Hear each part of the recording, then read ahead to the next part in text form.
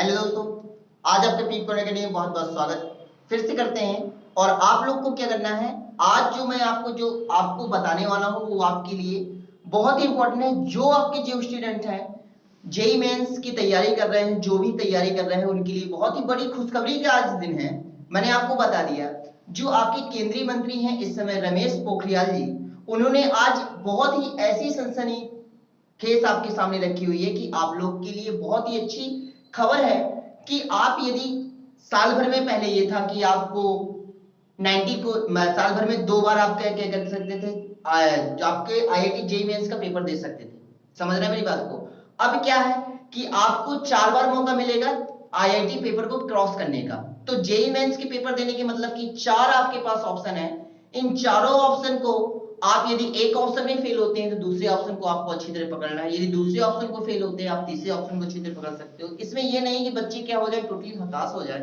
तो आप लोग को क्या करना है कि आप लोग को बहुत अच्छी तरीके से माइंड करना है, इस चीज को मेकअप करना है कि हम लोग को इंटर नहीं, 11th नहीं, बल्कि हमारा टारगेट है आईआईटी जेईई मेंस, उसको क्वालिफाई करने का। यदि ध्येय अभी से होगा तब हम आगे जाके क्या कर पाएंगे, उसको फाइट करने पाएंगे।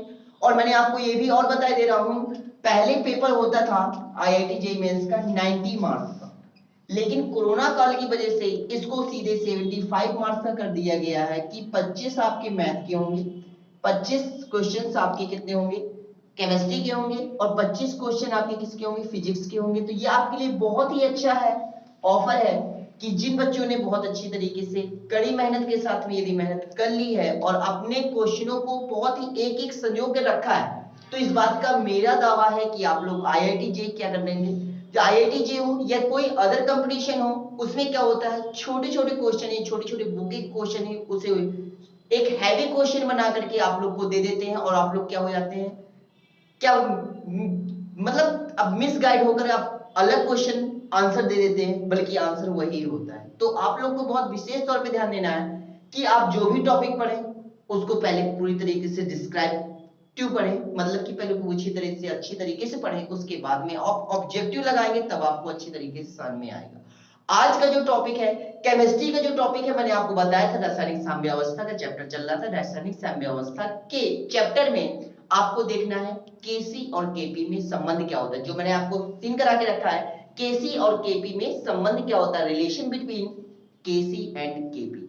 केसी एंड केपी मैं आपको बता चुका हूं। जिन्हें मेरा नेक्स्ट वीडियो नहीं देखा हुआ, पिछले वीडियो, आप आई बटन पे जाकर के आप मेरा वीडियो देखें, तब आपको रासायनिक साम्य समझ में आएगा। रासायनिक साम्य की बात में साम्य स्थिरांक केसी और केपी में मैंने संबंध आपको बता के ऑलरेडी रखा है, केसी क्या है, केपी क्या है, और मैंने आपको संबंध की बताने के लिए बारी है, तो मैं आपको संबंध आपको बहुत जल्द कराने वाला हूं। तो आइए दोस्तों, और हाँ बेटा, यदि आप मेरे चैनल पे नए आए तो चैनल को सब्सक्राइब करें और शेयर करना मत भूलें, राइट है? तो आइए दोस्तों देखते बेटा है क्या आज का टॉपिक, केसी एंड केपी में संबंध। हम देखते हैं जो उत्क्रमणीय एक रिएक्शन मैंने आपको दिया है, यानी रिवर्सिबल रिएक्शन दिया गया है। मैंने आपसे बताया मे बी आप लेट कर लीजिए a प्लस बी मिलकर क्या बना रहा है, c प्लस डी बना रहा है, मैंने बता दिया। और ये जो टोटल जो रिएक्शन है वो टोटल क्या है, गैसियस है, यानी आपका जो a मॉलिक्यूल्स है वो गैस है और b मॉलिक्यूल्स है वो भी गैस है, और जो आपका प्रोडक्ट बन रहा है ये आपका रिएक्टेंट है, अभिकारक मटेरियल है, ये आपके प्रोडक्ट मटेरियल है, और ये जो प्रोडक्ट मटेरियल है वो भी आपकी गैस में ही है, यानी C जो मॉलिक्यूल्स है वो भी गैसियस है और D मॉलिक्यूल्स है वो भी क्या है, गैसियस है, राइट है? अब आप देखिएगा, मैंने कह दिया सपोज मे बी लेट, मैंने कह दिया जो ये गैसियस फॉर्म में है, यदि गैसियस में यदि हम, मैंने आपको बताया था गैसियस फॉर्म में जो आपका केसी हम लोग यूज करते हैं, गैसियस में यूज नहीं करते बल्कि यूज करते हैं केपी, यानी आंशिक दाब पर साम्यवस्थांक लॉन्च करते हैं, यानी उपयोग करते हैं। तो जैसे मैंने सपोज करिए ये गैस है, तो गैस में हम लोग साम्यवस्थांक, आंशिक दाब के साम्यवस्थांक का उपयोग करेंगे, तब इनके आंशिक दाबों का, यानी इनके आंशिक दाबों का यूज करेंगे, राइट है? मैंने आपको बताया था, जिनने मेरे द्रव्यनुपाती क्रिया का नियम नहीं देखा है तो वो देख ले, ताकि आपको पूरा डिफरेंस क्या हो जाए, क्लियर हो जाए कि मैंने आपको क्या कराया है क्या नहीं कराया है, राइट दोस्तों? तो आइए देखते हैं, जो ये आपका केपी यानी आंशिक दाब पर जो साम्यवस्थांक है, उनकी सभी टोटल आंशिक दाबों का प्रयोग किया जाएगा, यानी उत्पादों के आंशिक दाबों का यूज। आप उत्पादों की जो आंशिक दाब है, सपोज इसका आंशिक दाब पीसी और इसका आंशिक दाब पीडी, और इनके जो मॉलिक्यूल्स होते हैं, यानी सी में जो मॉलिक्यूल्स लगा हुआ वो घात में क्या हो जाता है, पावर के रूप में क्या हो जाता है बेटा, चढ़ जाता है, ये पावर्स आ गई, और पीडी के ऊपर पावर्स आपकी ये आ गई, राइट। और मैंने कह दिया उसके बाद में आपका जो प्रोडक्ट होता है, जो आपका रिएक्टेंट होता है, रिएक्टेंट मटेरियल आपके बटे में जाता है, यानी बाई में जाता है, अनुपात में जाता है, तो कहते हैं पी यानी ए का आंशिक दाब, उसके मॉलिक्यूल्स का क्या कर देंगे, ऊपर घात पे चढ़ा देंगे, और जो आपका पी का जो आंशिक दाब है उसके ऊपर ये मॉलिक्यूल्स चढ़ा देंगे। आपका ये हो गया, केपी आपकी वैल्यू निकल आई, ठीक है। अब आप देखिए, सपोज करिए कि ये एक सॉलिड रिएक्शन है, अगर मैं इन सबको गैस को क्या कर दूं, रब कर दूं, तो ये एक सॉलिड रिएक्शन होगा कि नहीं होगा? जब एक सॉलिड रिएक्शन होगा तब द्रव्यपाती क्रिया का नियम क्या लगेगा? सॉलिड रिएक्शन के लिए कंसंट्रेशन यानी सांद्रण के लिए क्या पोजीशन होगी, यानी केसी अप्लाई होगा। तो C का एक्टिव मास, D का एक्टिव मास अपॉन A का एक्टिव मास और B का एक्टिव मास, इनके मॉलिक्यूल्स को घातों पे चढ़ा के रखेंगे, राइट। उसी तरह अब आप सपोज करिए, आपने आदर्श गैस का समीकरण पढ़ा होगा, क्या पढ़ा होगा बेटा?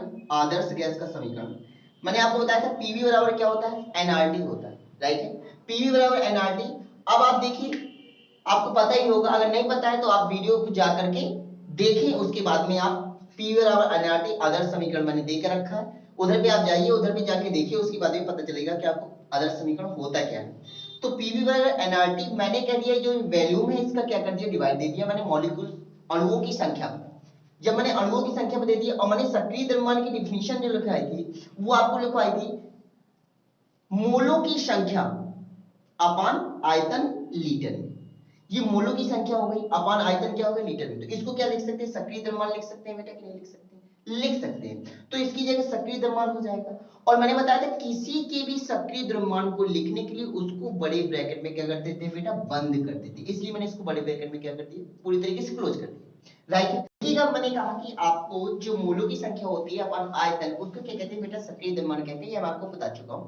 अब मैंने कह दिया जो n/v को सक्रिय द्रव्यमान लिख सकते हैं, और सक्रिय द्रव्यमान को हमेशा ब्रैकेट में क्या करते थे, बड़ी ब्रैकेट में क्लोज कर देते हैं, और ये RT, ठीक है। उसके बाद मैंने कह दिया आपको, जैसे हमें A का आंशिक दाब निकालना है, तो क्या रहेंगे, एक एक्टिव मास इनटू RT का मल्टीप्लाई, और B का एक्टिव मास B का एक्टिव मास इनटू RT, और C का जो आंशिक दाब निकालेंगे तो क्या होगा बेटा, C का एक्टिव मास इनटू RT, और D का आपका आंशिक दाब निकालेंगे तो क्या होगा बेटा, D इनटू RT, राइट है। अब इसकी जो वैल्यू है, इनकी जो वैल्यू है PA, PB, PC की जो वैल्यू है, वो आपको गैस समीकरण में, जो गैस में द्रव्यपाती क्रिया का नियम निकाल करके, जो साम्य स्थिरांक आंशिक दाब पे जो साम्य स्थिरांक हमने निकाला था, उन सबों में इनकी वैल्यू क्या कर देंगे बेटा, पुटअप कर देंगे।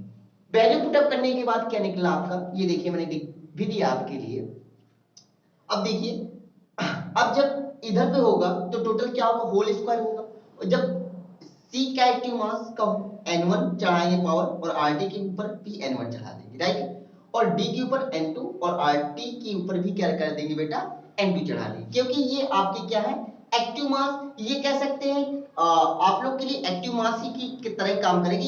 ये आपका एक्टिव मास का ब्रैकेट है, ये आपका क्या है, नॉर्मल ब्रैकेट है, जो हम लोग बड़ा ब्रैकेट का यूज करते हैं। कंफ्यूजन मत होना, बिल्कुल एकदम राइट है। उसके बाद में आप लोग देखें क्या करना है, ये जो आपके C की पावर N1 है और D की पावर जो N2 है, इसको एक तरफ रख लीजिए, जैसे कि मैंने आपको रिप्रेजेंट किया है, राइट है। और जो RT है उसको एक तरफ रख लीजिए, RT। अब मैंने बताया था, यदि क्या हो, आधार सेम हो और पावर क्या हो जाती है बेटा, जुड़ जाती है, यानी RT equal to N1 plus N2, और RT M1 प्लस M2। अब उसके बाद में आपको क्या करना है, अब ये दोनों सेम है, ये इसको क्या ले गया, ऊपर ले जाएंगे तो माइनस में जाएगा कि नहीं जाएगा, यानी N1 plus N2 minus M1 plus M2, right है।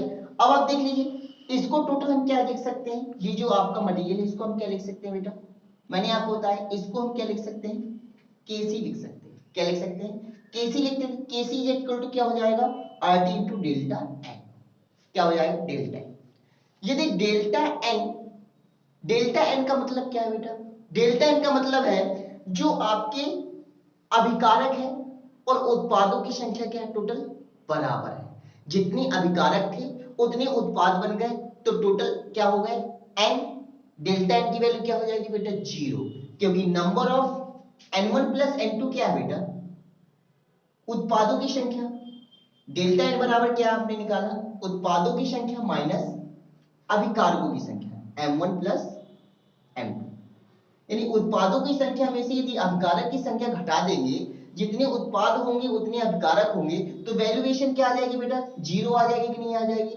तो इधर पे अगर जीरो रखेंगे तो RT इक्वल टू जीरो, अगर घात में आएंगे तो उसकी वैल्यू क्या होती है 1, तब आपका क्या आ जाएगा Kp इक्वल टू Kc आ जाएगा। राइट है बेटा, Kp इक्वल टू क्या आ जाएगा, Kc आ जाएगा। यही आपका Kp और Kc में क्या है संबंध, जो आपके लिए बहुत ही इंपॉर्टेंट रहा है। तो आपको ध्यान देना है कि आपका जो नेक्स्ट वीडियो होगा वो टोटल क्या होगा, आपके सवाल बेस्ड होंगे। जितने आपके सवाल आते हैं IIT जेईई मेंस में जितने, और आपके जो कंपटीशन पे सवाल आते हैं, उन सब कंपटीशन के सवालों को मैं नेक्स्ट वीडियो में आपको प्रोवाइड कराऊंगा, ताकि आपको केपी और केसी में अच्छी तरह आपको आज संबंध करना है। उसके बाद में आपको मिलते हैं हम नेक्स्ट वीडियो में। यदि आप चैनल पे नए आए तो चैनल को सब्सक्राइब करें बेटा, और बेटा बेल आइकन दबाना मत भूलें, ताकि आपका जो नोटिफिकेशन है मेरी वीडियो को जल्द से जल्द आपको प्राप्त हो सके। ओके दोस्तों, थैंक यू।